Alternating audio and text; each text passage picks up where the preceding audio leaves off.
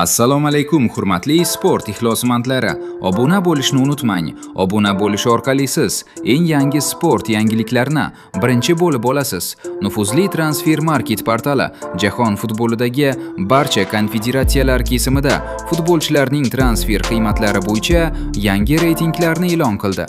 Yangilangan ro'yxatda har bir konfederatsiyadagi eng qimmat o'yinchilar alohida ko'rsatilgan bo'lib, bu reyting hozirgi futbol bozorida qaysi futbolchining narxi qanchalik yuksak ekanini yaqqol aks ettiradi. Avvalo raqamlar tushunarli bo'lishi uchun bir jihatni qisqa izohlab o'tish kerak. Konfederatsiya degani nima? Futbol dunyosi mintaqa bo'lib tashkil qilingan. Har bir mintaqada milliy federatsiyalarni birlashtiradigan, musobaqalarni o'tkazadigan va umumiy qoidalarni muvofiqlashtiradigan konfederatsiya mavjud. Osiyo futbol konfederatsiyasi esa hudud jihatidan eng kattalardan biri sanaladi. Yaponiya va Janubiy Koreyadan tortib O'zbekiston, keyin esa Saudiya Arabistoni va Avstraliyagacha bo'lgan ulkan maydonni aynan shu konfederatsiya qamrab oladi. Qisqasi, bu yerda raqobat ham, talab ham o'ta qattiq.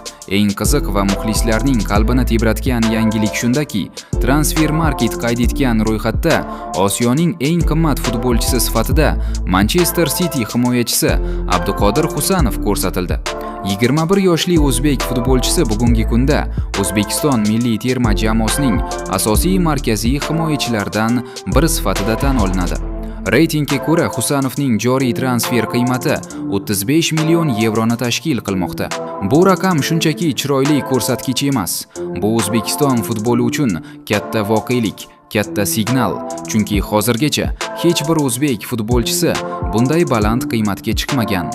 Abduqodirning bu darajasi esa mamlakat futboli uchun haqiqiy sensatsiya sifatida baholanmoqda. E'tiborli tomoni, Husanov hali juda yosh bo'la turib, Osiyo futbolining nomdor yulduzlarini ortda qoldirdi. Masalan, qit'aning eng qimmat o'yinchilari ro'yxatida ikkinchi o'rinda turgan 28 yoshli Kaoru Mitoma 30 million yevroga baholangan.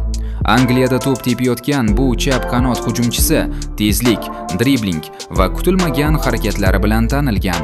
Kuchli uchlikda esa yana bir yapon yulduzi bor, 24 yoshli Takefusa Kubo. U o'ng qanotda o'ynaydi. Ispaniya chempionatida texnikasi va maydonni ko'rish qobiliyati bilan ko'pchilikning e'tiborini tortgan futbolchilardan biri. Transfer market bahosiga ko'ra, Kubo ham 30 million yevro qiymatga ega. Shu tarzda Osiyo futbol bozoridagi eng baland qiymatli o'yinchi sifatida Abduqodir Husanovning birinchi o'ringa chiqqani nafaqat statistika, balki kelajak uchun ham katta ishora. Bunday natija o'zbek futbolidagi yangi avlod katta sahnaga tayyor ekanini ko'rsatyapti. Endi eng muhimi shu suratni ushlab qolish va bu nomni yanada balandroq pog'onalarga olib chiqish.